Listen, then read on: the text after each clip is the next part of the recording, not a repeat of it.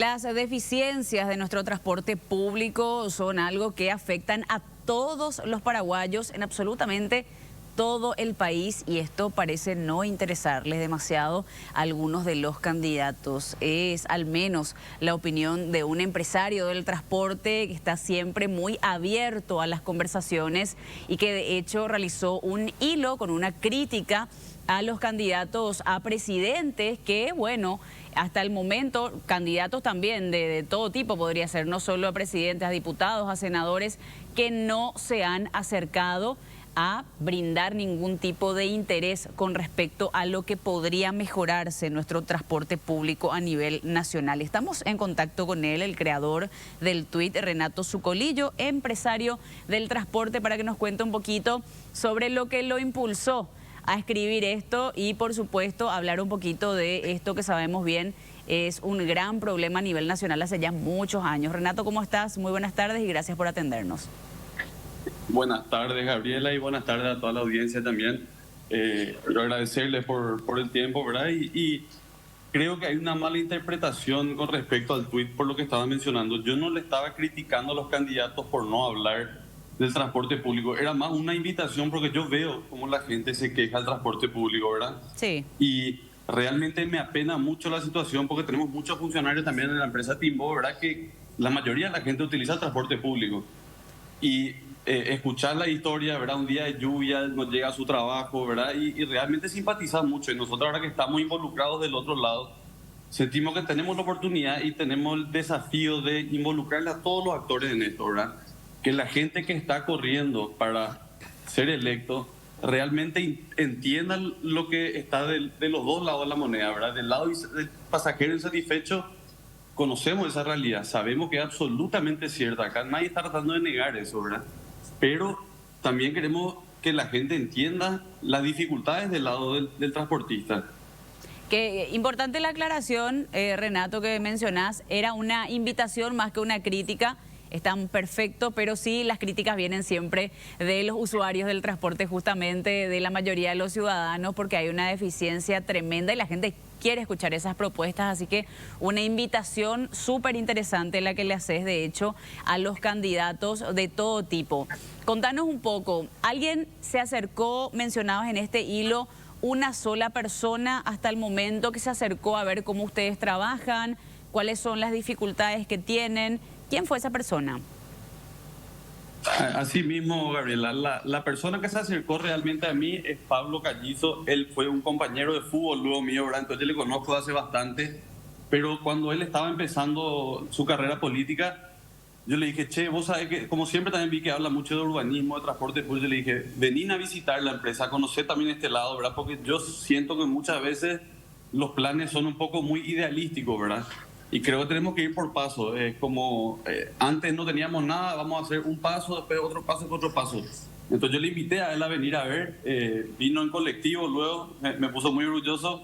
Vino, estuvo toda la mañana conmigo, le hice la misma presentación que nosotros en aquel entonces mirábamos todas las semanas de cómo fue, qué índice de pasajeros tenía cada itinerario, ¿verdad? Dónde hubo más demanda, dónde faltó, donde hubo demasiada oferta, ¿verdad? Están mirando todos los indicadores, consumo de combustible por chofer, por itinerario, todas las cosas, ¿verdad?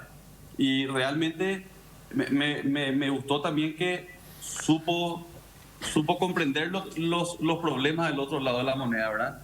Entonces, estuve pensando justo ahora la semana pasada, ¿verdad? Que veía tanta gente comentando sobre los posibles cambios que hay que hacer para el transporte.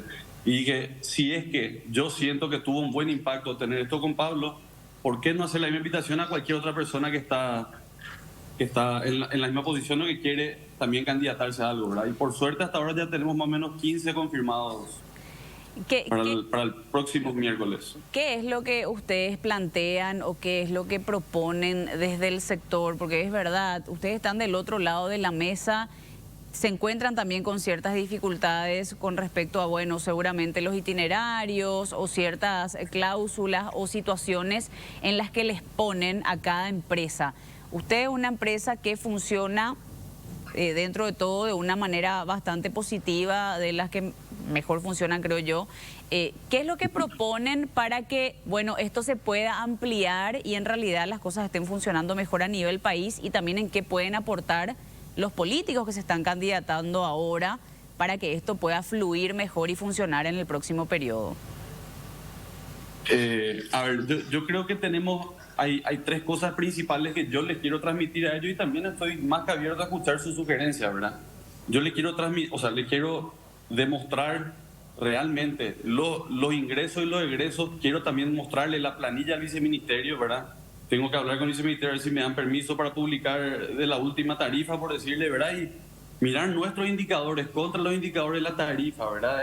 Comparar, explicarle por qué los costos son lo que son, y tener esa discusión con ellos, y que ellos me digan, mira, me parece que capaz acá vos nomás estás negociando mal en tal cosa, ¿verdad? Entonces vos estás más caro y eso no es culpa del gobierno. Ok, ¿verdad? Miremos todos los factores y veamos dónde realmente hay esta discrepancia entre la expectativa de la gente de que el precio del boleto sea lo que es, pero yo entiendo también, el servicio es lo que es, ¿entendés? Yo quiero mejorar el servicio para todos, y quiero que el servicio sea para todas las personas que necesitan transporte público de Asunción, porque no sirve de nada tener una empresa que funciona bien. Si la siguiente no funciona bien, ya el sistema se ve debilitado, ¿verdad? Entonces realmente yo creo que hoy en día en el transporte público no hay problema de competencia entre empresas, de itinerarios competitivos, cosas así. Realmente el problema es más que el sistema está desinflado, y no tenemos el flujo constante de pasajeros como para realmente apostar a la reinversión, ¿verdad? Y hasta mirar cosas de la tarifa, por ejemplo, el costo del capital, el costo de la inversión de un bus en lo que representa la tarifa, ¿verdad? Y veamos qué puede hacer la movilidad eléctrica para capaz reducir esos costos. Hay una oportunidad enorme para Paraguay con respecto a la electricidad. Tenemos la energía más barata de la región, utilicémoslo, ¿verdad? Veamos cuál es la forma de que pueda tener sentido tener buses eléctricos, un pasaje bien económico, pero cuáles son los costos que carga cada área del gobierno, empresa privada, las responsabilidades, ¿verdad? Porque esa es la única forma de tener el transporte que queremos tener, del nivel que queremos tener al precio que queremos tener, ¿verdad? Claro, y también es un proyecto más bien, no sé si tan a corto plazo, ¿verdad? Y yo creo que lo que la gente se pregunta con lo que ya se paga y con los históricos subsidios que tiene el transporte público, que más parece un transporte privado en realidad en nuestro país, con la plata que se les brinda siempre, ¿qué se puede hacer y por qué hay empresas que funcionan bien y por qué hay empresas que tienen 3, 4 unidades de 30 años, chatarras, que siguen rondando por todas las ciudades de nuestro país, ¿verdad? Con lo que tienen, ¿qué es lo que no está funcionando también por parte de los empresarios y qué falta para que se pongan un poco en el lugar de la gente y empiecen a ajustar unidades, a dejar cuántos colectivos que se incendiaron tuvimos el año pasado y también a inicios de este año, entre otras cosas, ¿verdad? Porque hay empresas que funcionan y porque hay empresas que no funcionan, siendo que hay un subsidio importante y deberían de haber ciertas exigencias para la gente de las empresas de transporte también, ¿verdad? Son cuestiones que a la ciudadanía le preocupan y que uno espera ver de manera un poco más inmediata. Los proyectos de transporte eléctrico creo que son algo fantástico y que debería implementarse en algún momento en nuestro país, pero me parece que la ciudadanía hace tiempo viene pagando también un pasaje con un costo bastante alto para el paupérrimo servicio que reciben todos los días, lo que esperan y lo que se sufre dentro del transporte público, ¿verdad?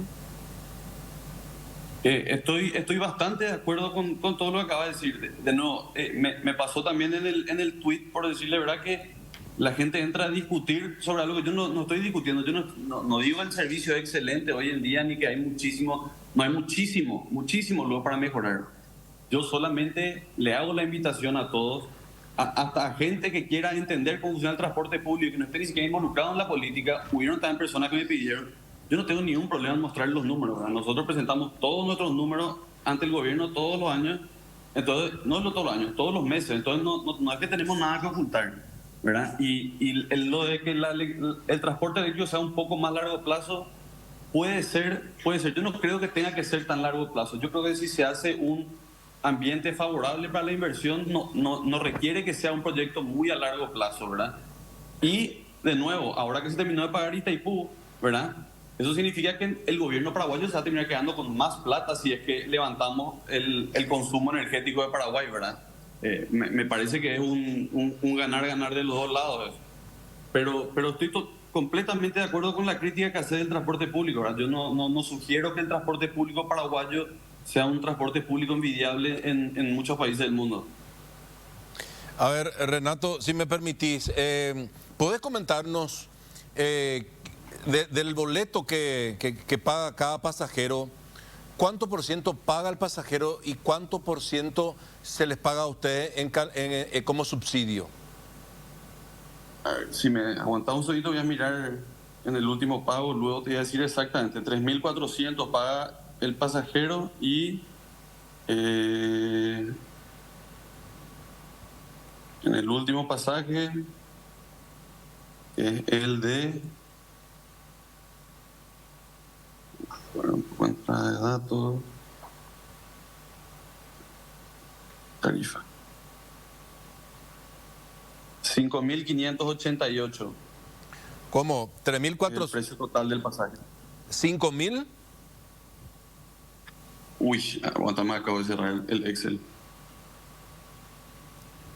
5.588 me pareció que dijiste.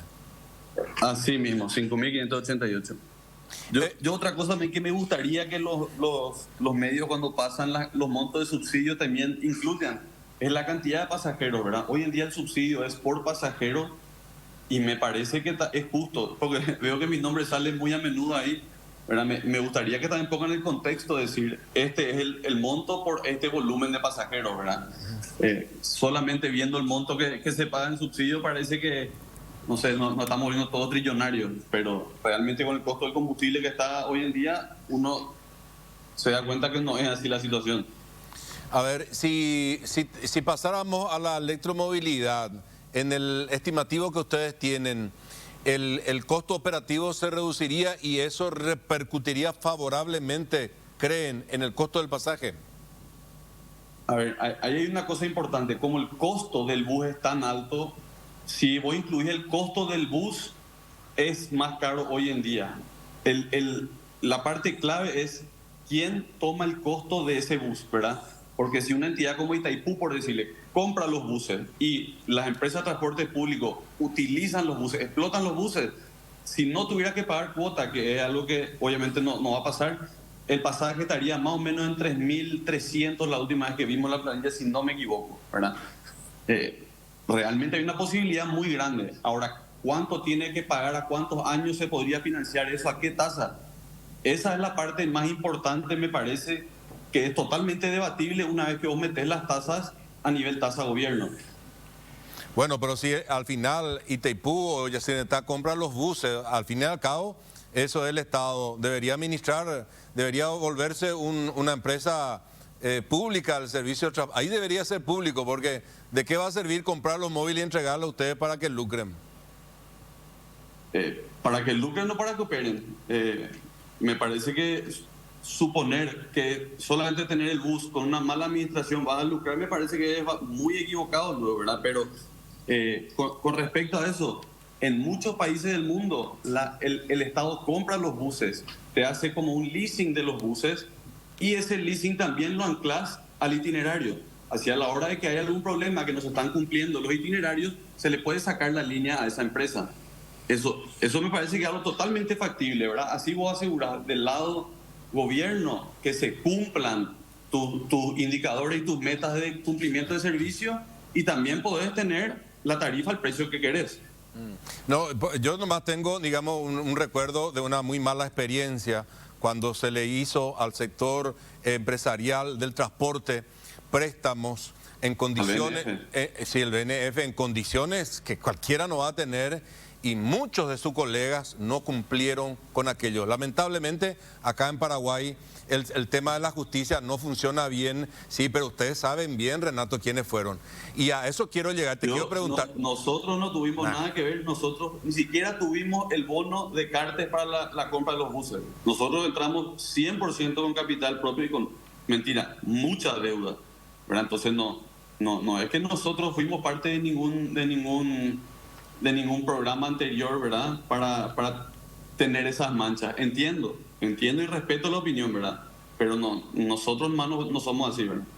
Bueno, Renato, ¿por qué existe tanta diferencia entre una empresa y otra? Lamentablemente acá la Subsecretaría de Transporte prácticamente no existe. En Paraguay no hay capacidad de control. Se arman las normas, las reglas, las condiciones, los requisitos, pero al final no se cumplen. Hay empresas que por los vehículos, por el servicio, por el chofer, digamos, podríamos decir, funciona bien. Sin embargo, vemos la otra cara de empresas que están en el mismo gremio de ustedes, que es la contracara, vehículos viejos, fuera del año evidentemente, que funcionan porque no hay control. Los fines de semana sacan los vehículos chatarra, contaminan todo. Ustedes, entre ustedes, no hablan de esas cuestiones internas que les deja al final muy mal parados a todos. A ver, yo lo que creo es que venimos de los años del COVID, donde yo también le voy a demostrar eso a todas las personas que vengan el miércoles. El gobierno impuso medidas que destruyeron el transporte público, destruyeron y le dejaron fuera de la rueda financiera a todas las empresas chicas que quedaban dentro del sistema, ¿verdad? Porque se descalzaron con su compra de combustible, ya dependían luego de créditos de usureros, ¿verdad? Entonces realmente, si vos no tenés una economía de escala, creo que vos hoy en día el transporte público es muy difícil que empates luego, honestamente, ¿verdad? Porque si vos no tenés economía de escala, vos estás perdiendo en porcentaje en todas tus compras, ¿verdad? Si tenés mala tasa de crédito, tenés mala financiación y estás pagando de más por todo lo que tenés, ¿verdad? Entonces, todas las empresitas chicas, si te das cuenta, estuvieron muriendo. Y yo ahí realmente es donde veo el trabajo del viceministerio. Ok, hay veces que no se cumple la expectativa del viceministerio, pero hacer que el barco siga flotando, aunque está flotando muy mal, siga flotando después de las medidas que se le impusieron al transporte público, realmente a mí me parece que es meritorio de parte del viceministro que muchas empresas sigan en pie. Porque si es que nosotros, por ejemplo, no teníamos nuestra empresa por detrás, Magno se moría, y San Isidro, que es otra empresa que también es parte del grupo, se moría también, ¿verdad? O sea, realmente era aguantar con la espalda que teníamos en nuestra otra empresa. Esa medida del COVID le destruyeron a las empresas de transporte público y esa es una realidad que no se toma en contexto. Renato, ustedes tienen un ranking de empresas, digo, por la eficiencia, por el servicio. Le pregunto a ustedes, porque preguntarle esto a la subsecretaría, debería ser ellos que tienen eso. Pero ¿ustedes internamente tienen o no? Yo te diría que le des la oportunidad al viceministerio de que de esos rankings, yo no sé, pero en nuestros posts de Twitter por lo menos nos quieren mucho, parece. Yo lastimosamente, y esto a título personal, ya tiré la toalla con todos los que vinieron en la Subsecretaría de Transporte. De mi parte, la última, al menos, Renato, ¿hay o no ahora mismo regulada de parte de ustedes? De parte de nosotros, de ninguna manera. Nosotros el viernes sacamos a trabajar 122 buses, si es que no me equivoco, de 132, ¿verdad? 8% de flota de reserva, que es para emergencia, de cubrir cuando un bus no puede salir porque tiene algún desperfecto. Nosotros estamos trabajando a full, bro. ¿Y la otra empresa? No sabría decirte, yo honestamente dejé de trabajar en Magno a comienzo del año pasado, mentira, en abril del año pasado, ¿verdad? Entonces yo ya no estoy más tan metido en Magno, está mi hermano, pero no sabría decirte. No creo, pero no sabría decirte. De nuevo, ahí está otro problema. Estos buses, muchos siguen descompuestos ya desde el COVID. Y como no le da la capacidad de meter en la rueda financiera para reparar estos buses, están descompuestos. Y el viceministerio tiene la opción de, le mata y se queda más gente sin transporte público, porque fíjate nomás que nadie está entrando a invertir a este rubro. Nadie. Nosotros fuimos los únicos y fuimos unos boludos. Disculpame el lenguaje, ¿verdad? Pero realmente cuando te das cuenta que un mercado es tan feo que nadie quiere entrar, es por algo. Renato, sí. Adelante, no, para ir cerrando también de mi parte, ¿qué políticas crees que deben implementar desde el gobierno, desde desde las entidades que controlan y que supervisan el transporte público en nuestro país? ¿Qué te parece que está faltando para que esto funcione mejor? Me parece que ese es el lado positivo. Tenemos muchísimas cosas que podemos hacer. ¿verdad? Hay demasiadas posibilidades, solo que tenemos que ir una tras de otra.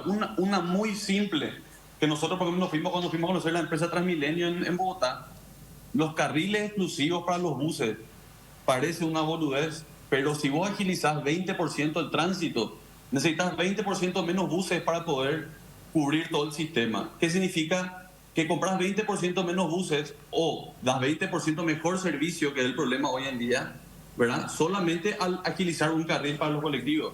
Y si vos pensás en términos de qué le conviene más a la mayoría, le conviene mucho más a la mayoría que utilice el transporte público y se vaya un poco más rápido que a los autos que se van a ir un poco más lentos, ¿verdad? Habría que hacer inversión en parte de infraestructura, no sé qué habría falta que hacer. El Metrobús por lo menos parece que ahí se podría implementar un testeo, ¿verdad? En el ex Metrobús, pero 1000 alternativas tenemos, ¿verdad? Y es una de las cosas en las que quiero charlar con los candidatos, escuchar también sus propuestas y qué piensan ellos. Dante. No, una última nomás. El boleto estudiantil ya está, este 2023 ya está funcionando, Renato. Está en efectivo, no está en billetaje. ¿Qué significa eso?